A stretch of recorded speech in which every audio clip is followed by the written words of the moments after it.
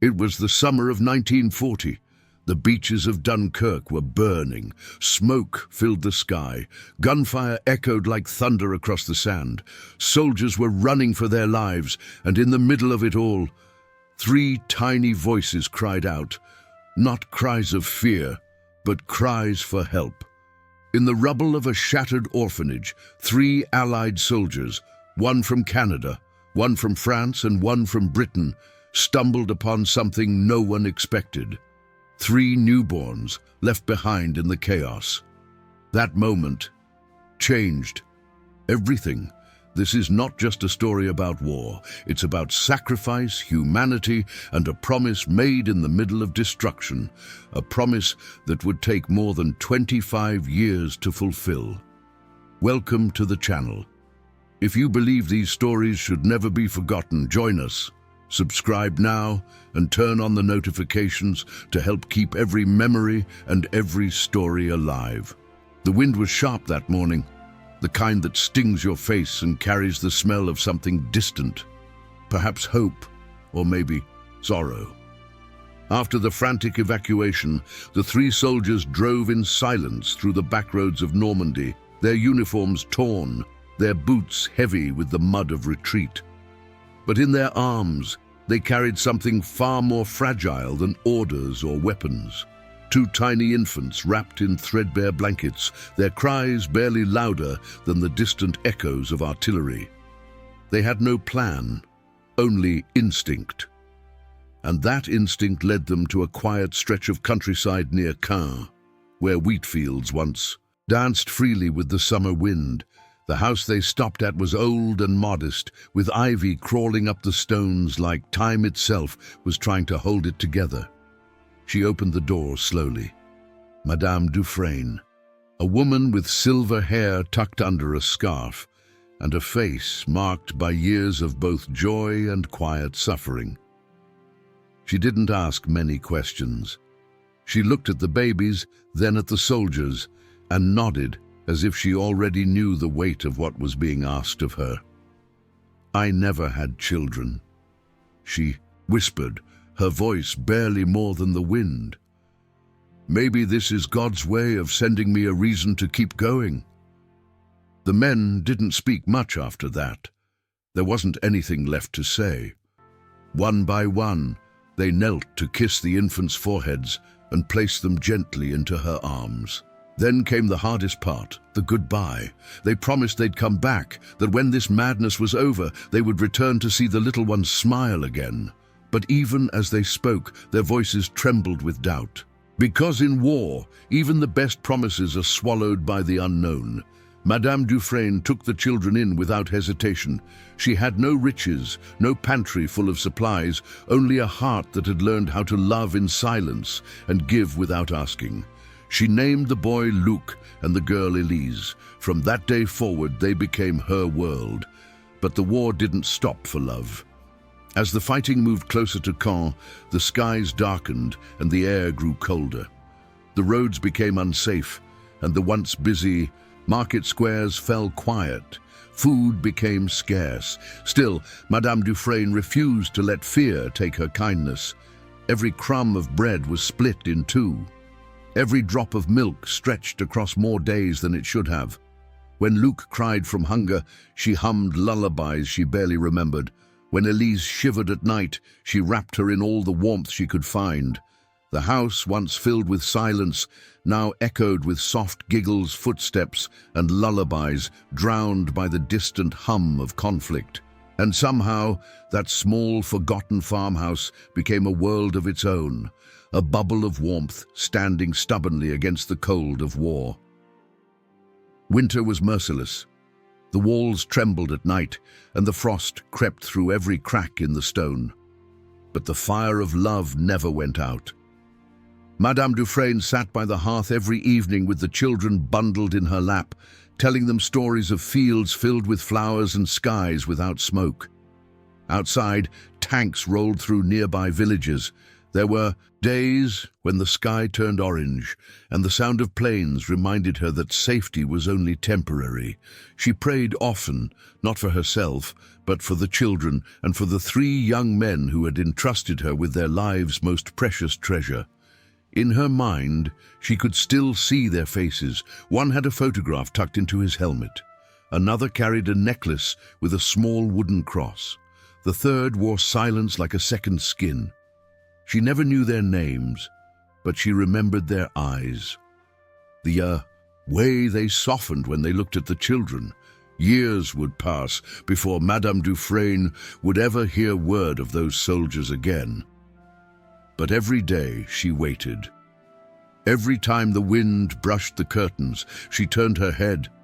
Every time footsteps echoed in the distance, she hoped, because in that quiet house outside Caen, a promise still lived, even if it had become impossible. The skies over Normandy had changed. Once blue and boundless, they now trembled with the roar of engines and the low hum of distant explosions. It was the spring of 1944, just weeks before the world would hear the name D-Day whispered across history. But for one quiet farmhouse outside Caen, there was no grand strategy, only the ticking of time and a storm drawing closer. That night, the air felt different, heavy, still. Madame Dufresne had tucked the children into bed, as she always did, wrapping them in worn blankets and whispering stories of safer times. Lucien, Elise, and little Mathieu, who had joined the small family not long after, clung to her words like lifelines. She kissed their foreheads and sat by the window, watching the sky flicker with unnatural light. Then, without warning, it happened. A low rumble, a distant whistle, and then impact. The ground shook violently. Windows shattered, wood splintered, dust filled the air. The farmhouse that had once protected so much love collapsed under the weight of war. When the dust settled, all that remained was silence. In the middle of the rubble, 3 children cried out, not in pain, but in confusion and fear. And there, cradled beneath the broken beams, was Madame Dufresne. Her arms were still wrapped around them, as if her final instinct had been to shield them one last time. She didn't speak. She didn't open her eyes. But the warmth of her presence lingered just long enough for them to know. She had stayed until the very end. The children were 6 years old, and suddenly alone. No one came looking for them. No letters, no soldiers, no family. Just the cold wind and the rising noise of battles moving ever closer. Caen was changing, burning, falling, rebuilding all at once. But to the world, Lucien, Elise, and Mathieu were invisible. 3 shadows without names. 3 forgotten hearts drifting through a crumbling land. They wandered through fields still littered with echoes of war, hiding in abandoned barns and broken sewer tunnels. They drank rainwater from rusted cans. They ate whatever they could find: stale bread, old apples, scraps left behind by soldiers who never looked back. And when there was nothing, they simply waited. Waited for the sun. Waited for someone to care. The children became ghosts of the battlefield, barefoot, silent, watching from the edges. To the marching troops and fleeing civilians, they were barely noticed. Just tired eyes peering from behind shattered walls. And yet, they endured. Lucien, though just a child, became fiercely protective. He held Elise's hand every night, promising they would survive. Mathieu followed him like a shadow, never asking questions, only trusting. They didn't know what tomorrow would bring, but they had each other. That was enough. In a world where everything was breaking, they refused to. But deep down, in the silence between footsteps, in the cold corners where they curled up to sleep, the absence of Madame Dufresne haunted them. Her lullabies had vanished, her warmth now just a memory. And still, they whispered her name into the night, hoping that somehow, somewhere she could hear them, because even in a war that erased so much, love was something they refused to let go. The summer of 1944 tore through Caen like a storm with no mercy. The city, once quiet and full of life, had become a battlefield of smoke and crumbling stone. Fires lit the horizon, and every street echoed with the clash of men, machines, and survival. It was in this storm of confusion that the lives of 3 children were shattered once again. Lucien hadn't meant to be brave. He was simply hungry, desperately so. For days, he'd watched soldiers roll in with their trucks and supplies, and on that morning, he saw a chance. A military convoy had stopped near the edge of a damaged square. The scent of fresh bread lingered in the air, impossible to ignore. So with the urgency only a starving child knows, he crept out from the shadows. Elise and Mathieu watched from the ruins of a collapsed wall, holding their breath as Lucien slipped toward the truck. He was fast, but not fast enough. A shout rang out, then boots, then a rifle lifted. Lucien was caught mid-step, a loaf of bread clutched in his trembling hands. The soldier didn't fire, but he grabbed the boy roughly by the collar and dragged him toward an officer, Lieutenant Harold Doyle.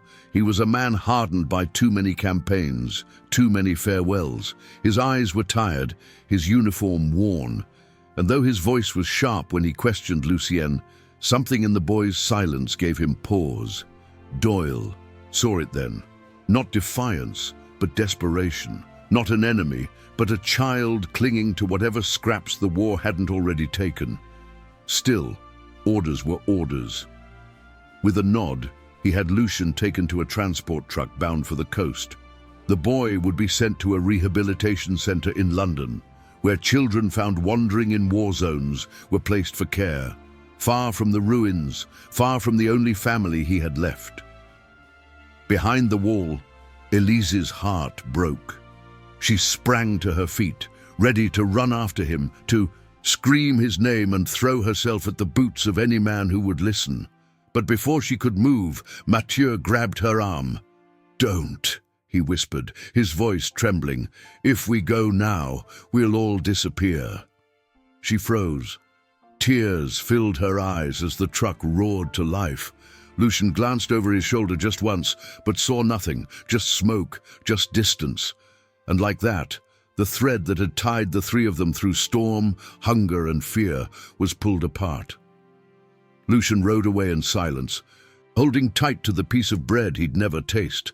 Elise sank to the ground, her sobs lost in the noise of the advancing army. Mathieu knelt beside her, still gripping her arm, as if it were the only way to keep her from vanishing too. From that moment on, they were no longer children hiding from the world together. They were 3 broken souls, walking separate paths in the middle of chaos, uncertain if they would ever meet again, uncertain if they'd even survive long enough to try. And yet, somewhere deep inside them, each carried the memory of a promise unspoken, that this was not the end. Not yet. In London, the walls were cleaner and the skies quieter, but for Lucien, the silence was no comfort. The rehabilitation center stood like a fortress, its windows barred not with iron, but with rules, drills, and a coldness that wrapped around the soul like fog. It was meant to help boys like him, war orphans with nowhere to go and no one waiting for them. But behind its neat hallways and polished boots, the truth was much harder. Discipline came without kindness, orders came without explanation, and pain was simply another part of the daily routine. Lucien learned quickly that emotions were dangerous here. The sensitive boy, who once wept in silence under the broken roof of a farmhouse, was stripped away layer by layer. There were no lullabies, no gentle voices, only whistles, locked doors, and a system designed to forge obedience. He never spoke of Elise or Mathieu. He stopped speaking much at all. By the time he was 17, he no longer looked like the boy who had clung to hope in the ruins of Caen. His eyes were sharp now. His face carried the stillness of someone who had learned not to flinch. And when the French Foreign Legion came recruiting, looking for strong backs and quiet minds, Lucien volunteered without hesitation. They shipped him across the world, far from the grey skies of Europe to the thick jungles and burning heat of Indochina. There, war had taken a different shape, but its hunger was the same. He carried a rifle now, wore a uniform again, but this time, not as a boy hiding in shadows. This time, he was the shadow. He became what they needed, cold, precise, unquestioning. In the mud and heat of foreign battlefields, Lucien erased what little softness he had left. He stopped asking why. He stopped waiting for letters that never came. He stopped believing there was anything left to return to. But the human heart doesn't forget so easily. And sometimes, in the quietest hours of the night, after the jungle had settled and the guns fell silent, Lucien would wake in a cold sweat, not from fear, but from memory. He'd dream of a girl with pale eyes and a ribbon in her hair, of a boy who used to laugh even when the world was falling apart. He'd see a woman in a faded scarf holding him close as the walls collapsed. They were only shadows now, flickers of a past he no longer dared to claim. But deep inside, beneath the layers of discipline and scars, they still lived. And though he didn't say it out loud, Lucien carried a quiet ache in his chest, a question that had no answer. Were they still out there? Or had the war truly taken everything? While Lucien vanished into the machinery of war, Mathieu was pulled into something darker, quieter but no less cruel. Not long after the Allies reclaimed Caen, a man appeared. He wore a merchant's coat, spoke French with a polished accent, and claimed to help war orphans find shelter. But behind his smile was a far more sinister intent. He was a collaborator, loyal to the occupiers, and for children like Mathieu, alone, unnoticed, he saw only profit. Mathieu was taken under the cover of night, with no questions asked and no goodbyes. From that moment on, his world became a blur of train cars, locked rooms, and harsh voices in languages he didn't understand. Eventually, he arrived in German territory, deep behind enemy lines, far from any chance of rescue.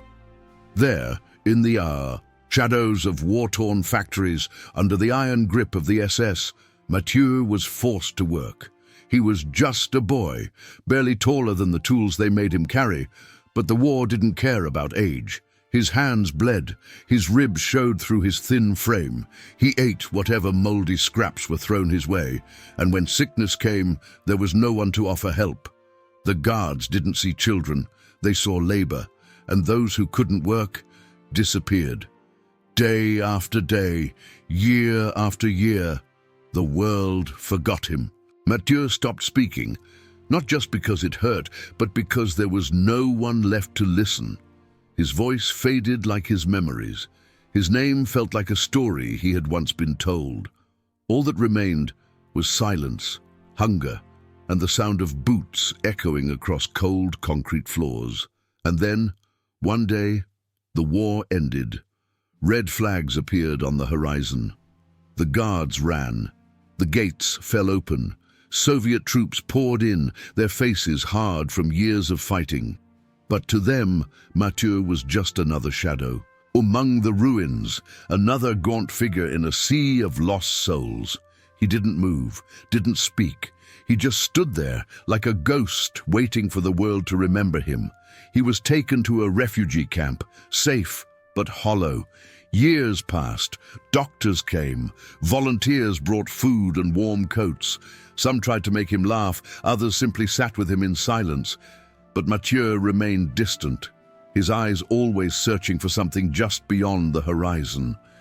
Then, one winter afternoon, a young Canadian aid worker named Thomas Bouchard heard something in the boy's quiet breathing, a single word whispered in a fading French accent. Thomas leaned in, repeated phrases in French, and for the first time in years, Mathieu turned his head. It was a small moment, but it changed everything. Thomas pulled every string he could, eventually securing permission to bring Mathieu to Montreal. It was a place far from the war, full of new chances. But healing doesn't always follow rescue. The boy who arrived in Canada was not the same one who had once played hide-and-seek in the ruins of Caen. Mathieu grew in body, but not in spirit. The shadows of what he'd endured followed him like a quiet echo. He rarely spoke. Smiles came only in flickers. And yet, in the stillness of his new life, he began to draw. Images of stone walls, a girl with light eyes, and a boy standing alone near a field. He never said their names, but somewhere deep inside, they still lived.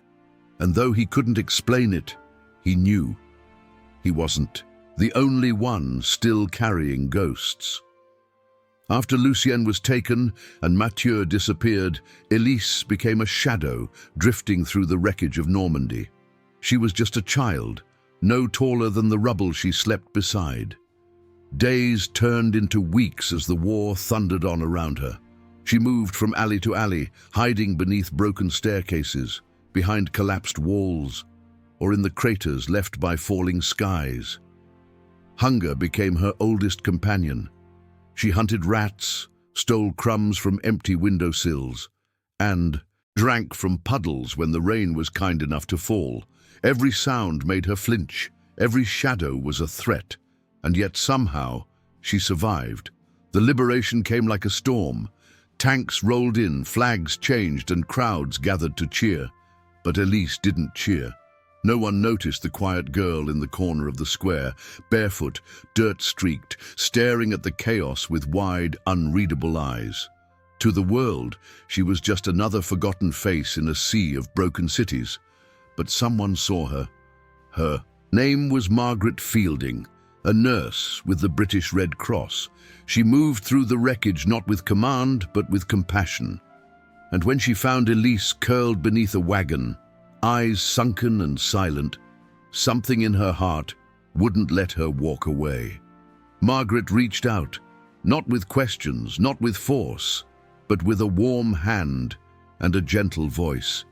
And after a long pause, Elise took it. She was taken to England, far from the noise and fire. There, in the quiet halls of a countryside orphanage, she began to grow again, not quickly, not easily, but steadily. She didn't speak much, she didn't trust easily. But there was a strength in her that no one could miss, an unshakable will buried deep beneath the silence. The other children played games and told stories of who they used to be. Elise watched from the edge, her memories like broken glass, too sharp to hold. Years passed. And on the day she turned 18, Elise made a decision no one expected. She enlisted, not to fight, but to heal. Joining the British Army's nursing corps, she stepped into a new kind of war, the battle to rebuild. In dusty hospitals tucked behind the new front lines of post-war Europe, she treated soldiers with wounds deeper than skin. She cleaned bandages, whispered calm into chaos, and offered what little comfort she had once begged for herself. And though she wore the uniform, carried out her duties with precision, and kept her eyes forward, her heart was always looking back. For Lucien, for Mathieu. She never stopped searching, not truly. In every passing train, every face in a crowded station, she looked for signs, a scar she might recognize, a voice from a dream, a name called out in a crowd. But the world had scattered them like ash in the wind. Still, Elise endured, with quiet grace and iron in her spine. The invisible girl of Normandy had grown into a woman carved by war, but not broken by it. Her past had stolen much, but not her hope. Because somewhere, in the stillness of each night, she could still hear their laughter, and that was enough to keep walking. It was the winter of 1965, and Berlin was still a city divided by scars. On one side, steel and glass rose from the rubble. On the other, shadows lingered in the streets like ghosts that refused to leave. Amid the Cold War tension, Elise walked through the silent corridors of a forgotten government building. carrying a worn satchel and decades of memories pressed deep inside her. She was no longer the girl, hiding in ruins. Now she wore the blue emblem of the United Nations, a veteran nurse called to serve not in war, but in peacekeeping.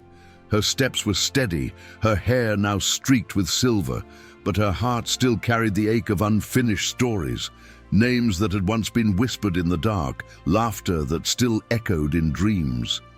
She was sorting through boxes of old records in a dusty archive, searching for displaced children from the Second World War, when her fingers paused on a single, yellowing file. The name on the page nearly stopped her breath, Lucien Dufresne.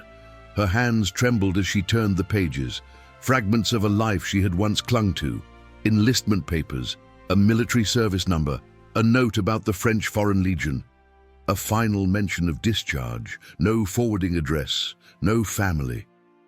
But it was enough. She followed the paper trail like a thread through time. Days passed. Names turned into whispers. Whispers led to rumors.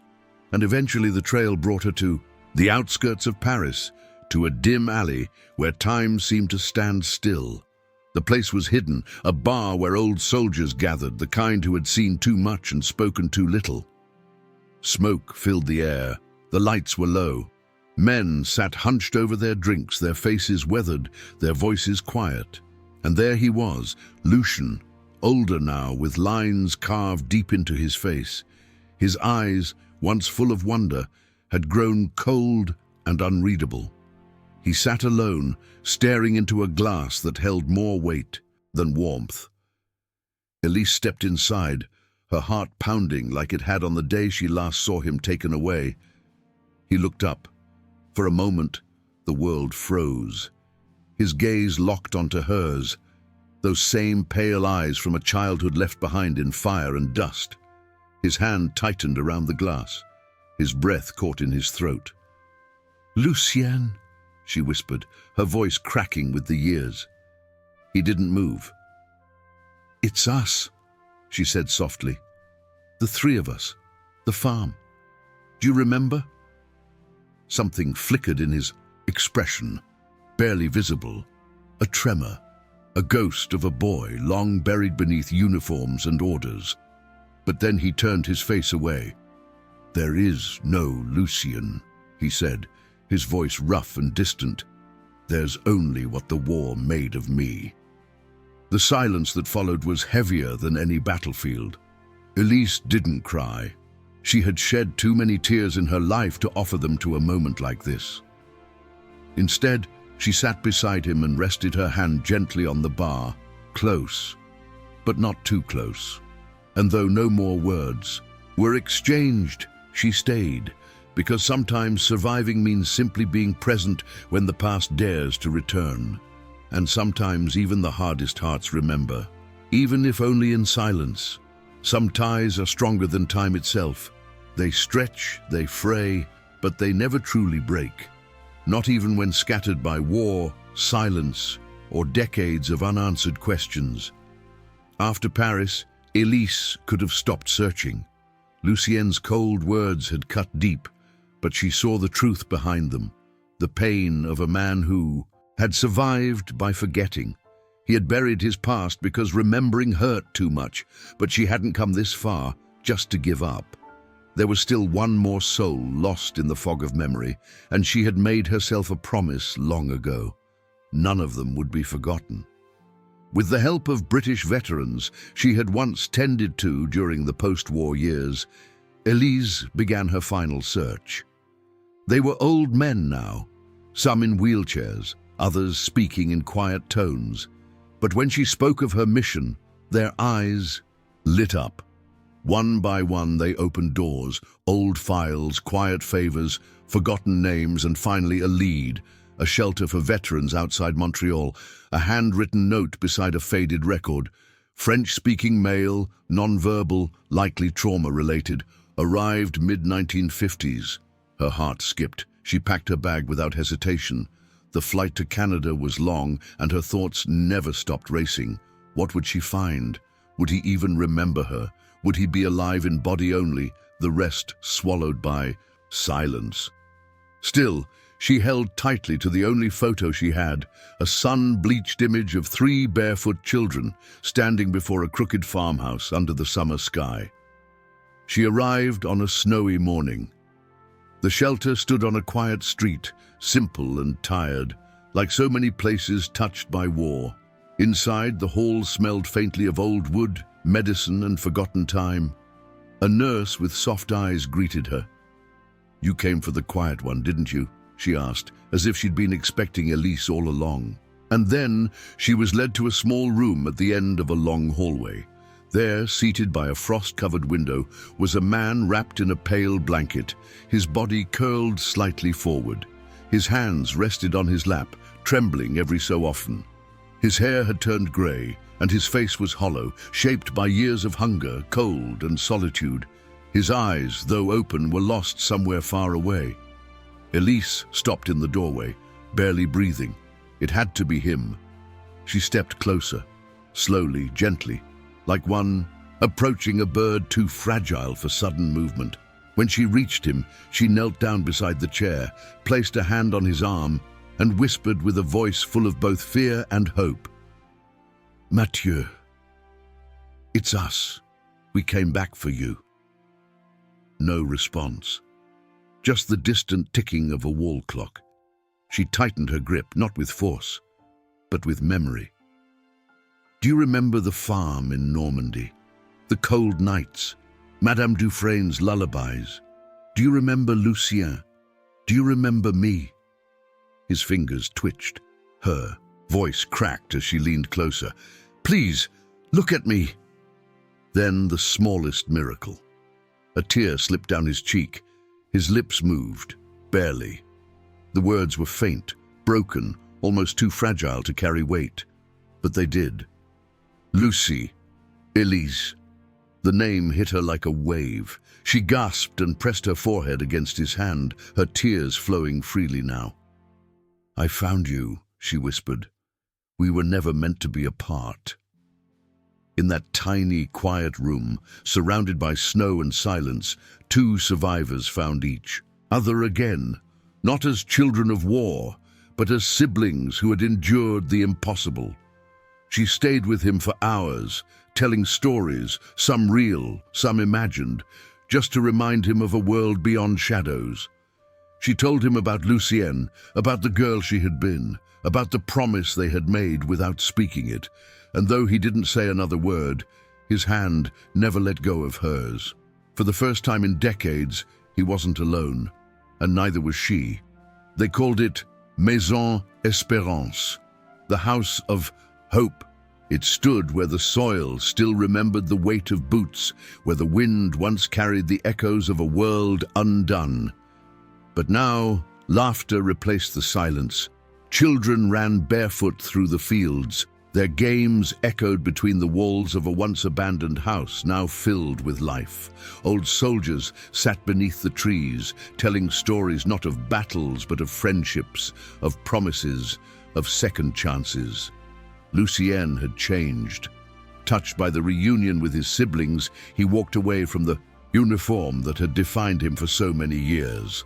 He let go of the armor he had built around his heart. With Elise and Mathieu, he bought the old manor in the heart of Normandy, just a few kilometers from the ruins of the farm where their childhood had begun and ended. There, together, they built something far more powerful than revenge, than silence, than sorrow. They built home. Maison Espérance became a shelter not just for children left behind by conflict, but for anyone who had known the loneliness of war, veterans forgotten by time, refugees searching for a place to belong, boys and girls who had seen too much too soon.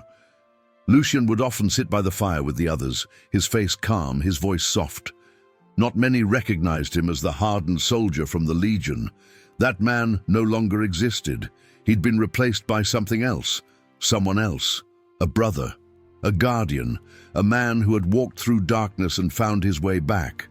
One evening, as the sun dipped behind the trees, He looked at Elise and Mathieu, the only two people who had truly known him in every chapter of his life, and whispered, "The war broke us.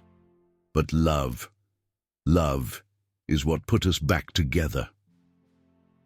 And for the first time since the chaos of Dunkirk, the three were no longer running. They were home. Their story is not one found in history books. There are no statues in their name. But maybe it's stories like theirs that we need most, the ones that remind us of what war takes and what love can still give back. Did you already know this story? What would you have done if you were in Lucien's place? And what other stories of soldiers, survivors, and reunions should the world hear next? Let us know in the comments, because when these stories are remembered, those who lived them are never truly gone. Imagine the final images as the screen fades.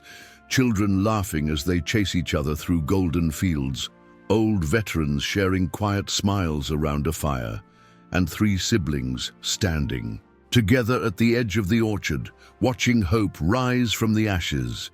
No weapons, no flags, just peace. If this story moved you, don't let it be forgotten.